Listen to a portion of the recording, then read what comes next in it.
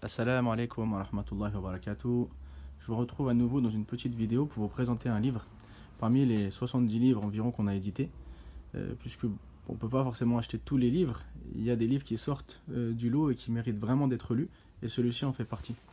Vous allez me dire, il y a plein de livres déjà qui parlent de la foi, il y a plein de livres qui parlent de la croyance, il y a plein de livres qui parlent du tawhid. Pourquoi celui-ci plus qu'un autre?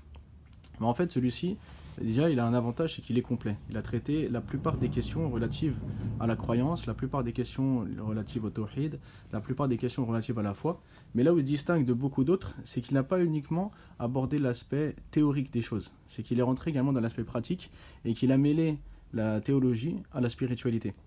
À titre d'exemple, quand il parle du point dogmatique qui est est-ce que la foi augmente et diminue, et la position des gens de la Sunna sur la question, à savoir que la foi augmente et diminue, il ne se contente pas juste d'évoquer ce passage-là tel quel, mais il entre dans des détails, à savoir comment faire pour que la foi augmente, quelles sont les bonnes actions qui vont permettre d'avoir une foi haute, mais également quelles sont les mauvaises actions qui vont entraîner une diminution de la foi.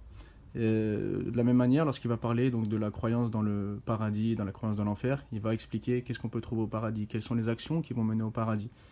Et ce qui fait qu'il se distingue de beaucoup d'autres, puisque beaucoup lisent des livres qui traitent du dogme, mais finalement, à la fin, sont un peu restent sur leur fin en se demandant ok, de manière théorique, j'ai compris que le tawhid, c'est le fait d'adorer Allah seul sans rien lui associer, c'est le fait de croire dans ses noms et dans ses attributs sans leur donner de ressemblance avec ceux de la création et ainsi de suite, qu'Allah est le Seigneur qui gère cet univers, mais concrètement dans la vie de tous les jours, comment ça se transcrit en action? Comment est-ce que je vais pouvoir augmenter ma foi, développer mon intimité et ma relation forte avec Allah? Comment est-ce que je vais avoir un comportement adéquat avec les gens autour de moi qui découlent de ces connaissances que j'ai?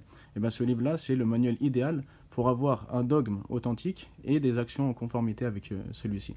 Et parmi donc les savants qui l'ont préfacé, il y a le shir donc Rajihi qui dans sa préface dit avoir lu le livre et recommande à toute maison d'édition qui a la possibilité de le traduire dans la langue donc, en question et de le propager, et qu'il faut que tous les musulmans le lisent. Ce qui montre encore plus l'importance de ce livre et la nécessité à tout musulman d'y revenir pour comprendre bien sa religion, mais surtout savoir comment la mettre en application.